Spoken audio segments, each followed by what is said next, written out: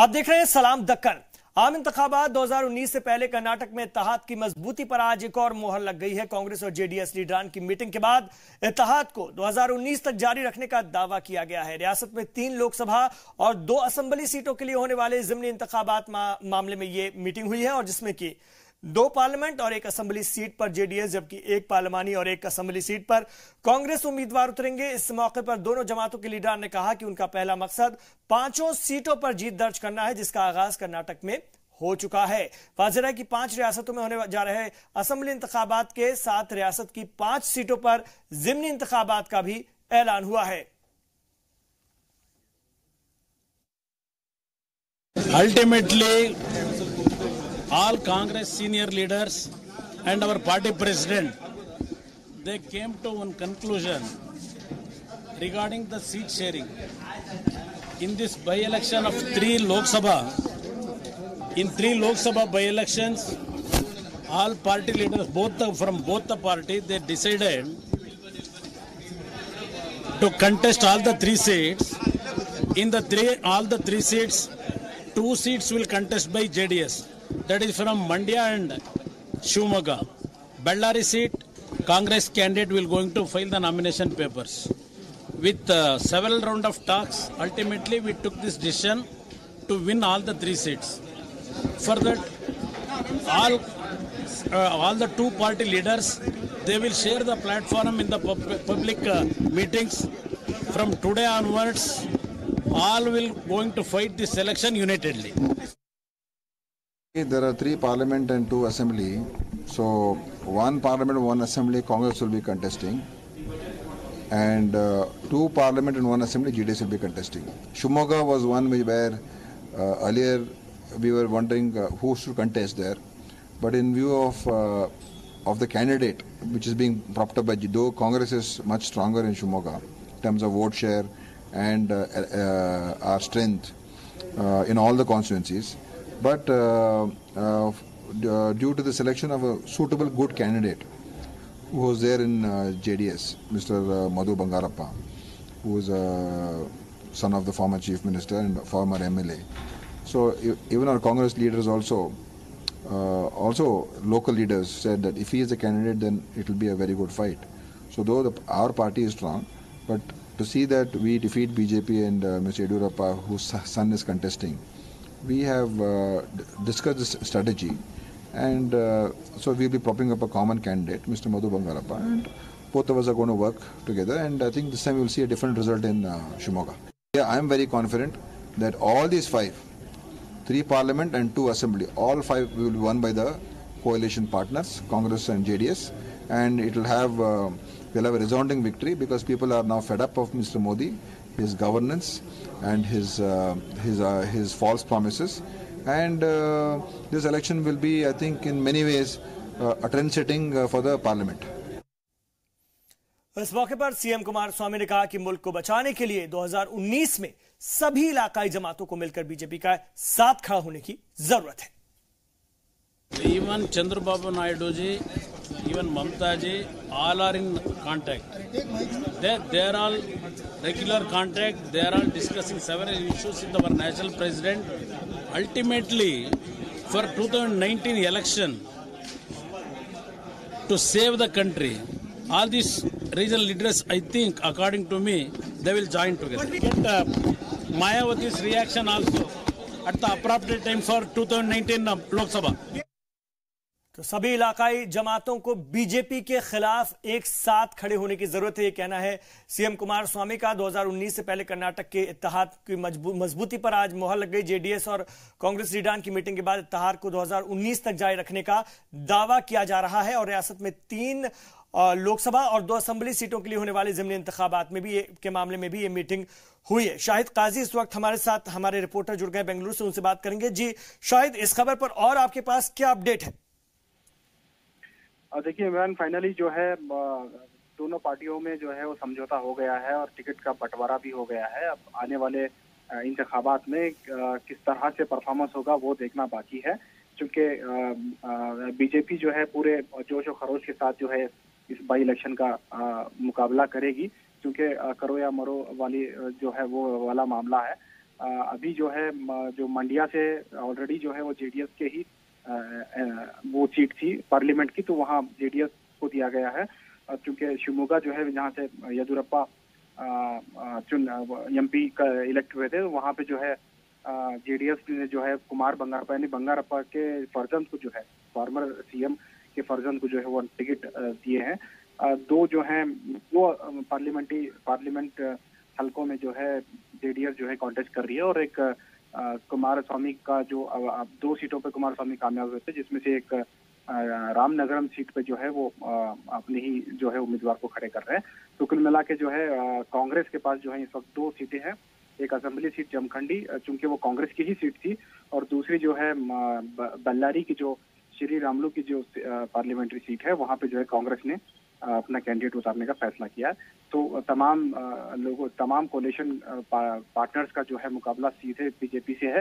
अब देखना होगा कि किस तरह से इसकी प्लानिंग होती है, किस तरह से कैंपेनिंग होती है, और बाई इलेक्शन का जो रिजल्ट है वो कहीं ना कहीं आने वाले 2019 के इंतखाबात के लिए भी एक नमूना होगा या एक एग्जाम्पल के तौर पर पेश किया जा सकता है आने वाले दिनों में। जी, तो किस तरह से मुकाबला होता है ये देखने वाली बात होगी। बहुत शुक्रिया आपका इस पूरी बातचीत के लिए। शाहिद काजी बेंगलुरु से। तो शाहिद साहब बता रहे हैं कि ये जो ज़िमनी इंतखाबात हैं बेहद खास हैं दोनों ही सियासी जमातों के लिए और इनके इत्तेहाद के लिए, और इनके जो नताइज होंगे बीजेपी के खिलाफ अगर ये मुस्तैदी से लड़ते हैं तो आने वाले 2019 के आम इंतखाबात से पहले कहीं ना कहीं जोश भरने का काम करेंगे, और अगर नतीजे इनके हक में नहीं आते हैं तो एक बार फिर से सोचने समझने और मिलकर के आगे बढ़ने की जरूरत पड़ेगी। तो देखना ही होगा कि अवाम किस तरफ जाती है, किसको पसंद करती है। तो आपको बता दें कि कर्नाटक में कांग्रेस और जेडीएस का इत्तेहाद है और ये इत्तेहाद आगे भी जारी रहेगा। इसको लेकर के आज मीटिंग में तय हुआ है 2019 तक इसे जारी रखने का दावा किया जा रहा है। सीएम कुमारस्वामी ने बाकी सियासी जमातों को भी मुल्क की कहा है कि वो बीजेपी के खिलाफ आए आगे और मिलकर के इलेक्शन लड़ें, और एक तरह से अजीम इत्तेहाद बनाने की कोशिश है। हालांकि अजीम इत्तेहाद कुछ स्टेट्स में टूटा है, बीएसपी ने बड़ा झटका दिया है अजीम इत्तेहाद को, लेकिन देखना होगा, जैसा कि दानिश अली भी दावा करते हैं कि 2019 से पहले सब कुछ ठीक हो जाएगा, इलेक्शन से पहले सब कुछ ठीक हो जाएगा।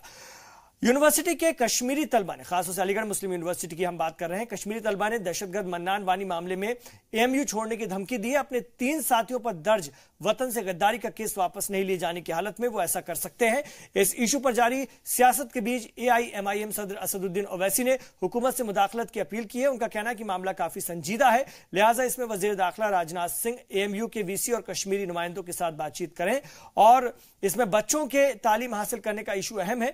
वाज़ेह है कि एएमयू स्टूडेंट यूनियन के साबिक नायब सदर सज्जाद राथर ने वीसी को एक खत भेजा है जिसमें कि उन्होंने कहा है कि अगर कश्मीरी तलबा की शबीह खराब करने की कोशिश बंद नहीं हुई तो एएमयू के 1200 से ज्यादा कश्मीरी तलबा 17 अक्टूबर को यूनिवर्सिटी छोड़ देंगे।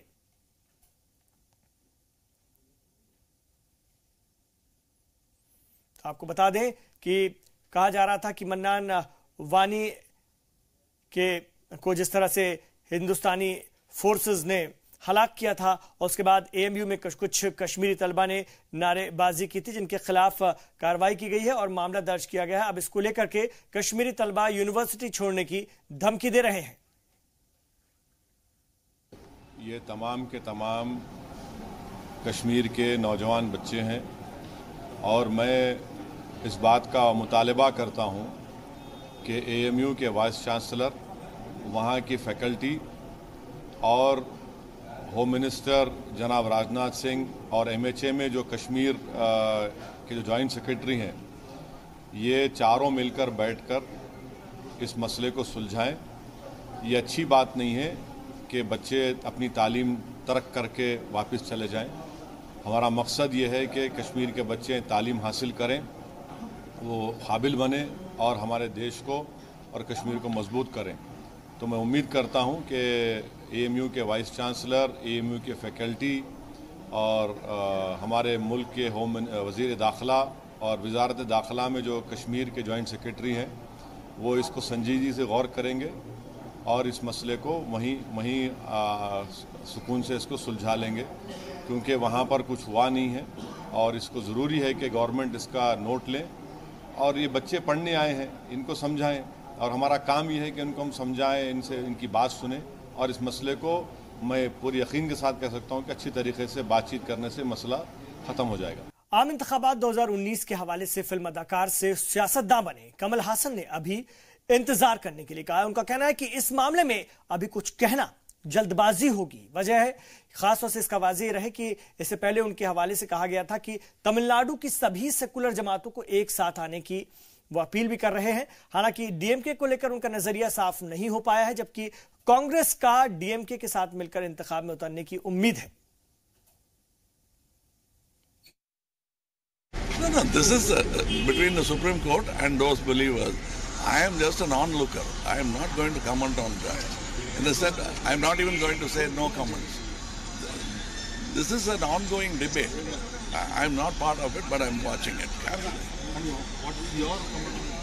That's what I am watching it, because I have nothing to gain out of it. I myself have not been there.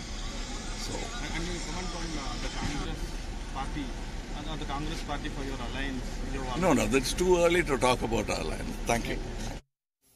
इधर तेलंगाना में इंतखाबात का बुखार दरगाह, मस्जिद और मंदिरों में भी देखने को मिल रहा है। लीडरान और मुमकिना उम्मीदवार आवाम को अपनी तरफ खींचने की भरपूर कोशिश कर रहे हैं। मुमकिना उम्मीदवारों का अहम एजेंडा यह बनता जा रहा है कि किसी तरह लोगों से वोट हासिल किए जाएं। मजहबी त्योहार और इबादत खानों पर जाना तो आम बात हो गई है और इस दौरान लीडरान हालात के हिसाब से पार्टियां बदलने से भी बाज नहीं आ रहे हैं। सिर्फ वोटर्स को लुभाने के लिए, वोटर जो मानता है, जो जानता है, उसको लुभाने की कोशिश है। क्योंकि जिसके पास कोई एजेंडा नहीं होता, किसी के पास कोई काम नहीं होता, तो उनको सिवाय लास्ट में यही याद आ जाता है कि दरगाहों पे जाओ, मस्जिदों में जाओ। इधर बेंगलुरु के आसरा वुमन हेल्पलाइन की जानिब से 500 यतीम और माजूर बच्चों को स्कॉलरशिप तकसीम की गई। इस मौके पर बच्चों ने स्कॉलरशिप हासिल करके बेहद खुशी का इजहार किया है। ये रिपोर्ट देखिए। आसरा हेल्पलाइन पिछले कई सालों से ख्वातीन और बच्चों की फलाह के लिए आगे आ रहा है। इस दफा आसरा ने 500 ऐसे बच्चों को स्कॉलरशिप दी जिनका इस दुनिया में कोई नहीं है। इनमें ऐसे बच्चे भी हैं जिनके वालिद का इंतकाल हो चुका है और ऐसे बच्चे भी जो जिस्मानी तौर से माजूर हैं और तालीम हासिल कर रहे हैं। ऐसे तलबा ने स्कॉलरशिप हासिल करके बेहद खुशी का इजहार किया।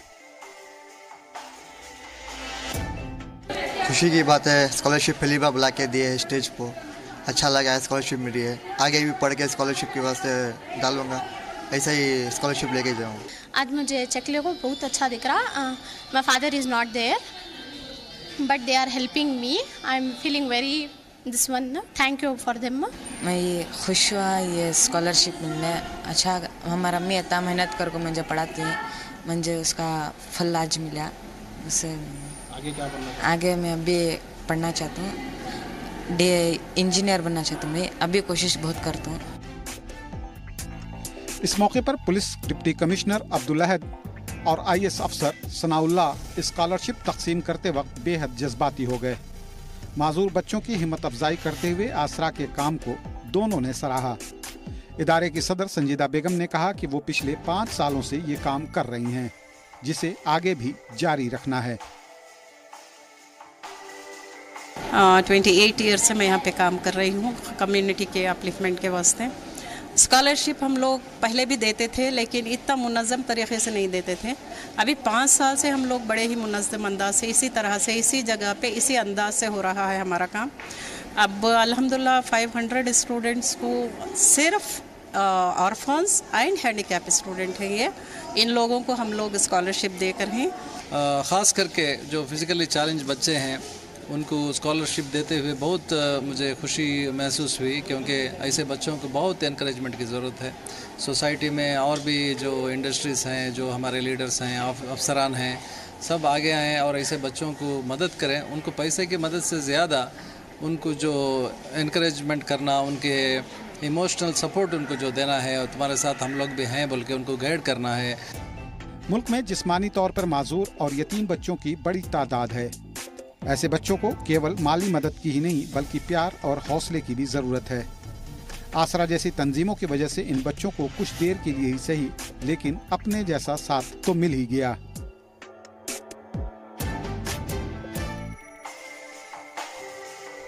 जी सलाम के लिए बेंगलोर से शाहिद काजी की रिपोर्ट। हाल ही में बीबीएमपी के मेयर मुंतखब हुई गंगमबाई और उनके शौहर मल्लिकार्जुन ने इलाके का दौरा किया। इस दौरान मेयर बेंगलोर की मारूफ दरगाह हजरत तवक्कल मस्तान पहुंची। इस मौके पर मीडिया से बात करते उन्होंने कहा कि तमाम मजहब एक ही पैगाम देते हैं, इसलिए वो तमाम मजाहिब को मानती हैं। ऐसे मकामात को मजहब से जोड़कर नहीं देखा जाना चाहिए, क्योंकि ऐसे लोगों ने हमेशा अमन और भाईचारे का पैगाम देने का काम किया है। हम इधर प्रे किया था, इसीलिए हम अजमेर भी जाते हैं, इधर भी जाते हैं, हम सब जगह में जाते हैं। सब भगवान एक ही है, ऊपर वाले एक ही है, अलग अलग है। इसके बेंगलुरु के शहर से हम क्या बोलते हैं, तवक्कल मस्तान दरगाह और अम्मा और आंजनेय, तीनों बेंगलुरु का एक पिलर है।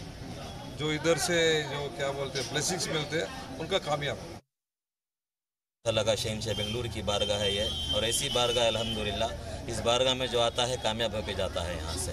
और जो भी अपनी आरज़ू लेके आता है जायज़ मक़ासिद, अल्लाह ताला शहंशाह बेंगलुरु हज़रत सरकार तवक्कुल मस्तान शाह सोहरावर्दी रहमतुल्लाह अलैह के सदक़े में, अल्लाह ताला बुज़ुर्गों के सदक़े में सबको कामयाबी अता फरमाता।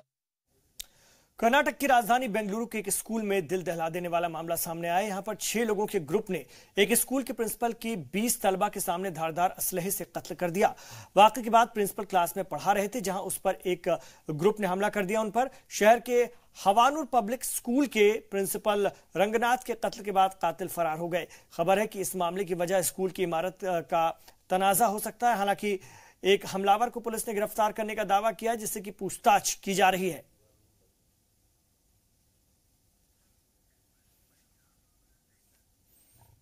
और केरल के सबरीमाला मंदिर में सभी उम्र की औरतों के दाखिले का मामला तूल पकड़ता जा रहा है। मुस्लिम खवातीन के 3 तलाक मामले पर अदालत के फैसले की वकालत करने वाली बीजेपी को इस मामले पर नजरिया बदलता नजर आ रहा है। बीजेपी की क़यादत में रियासत की हजारों अकीदतमंद औरतों ने मुजाहरा किया।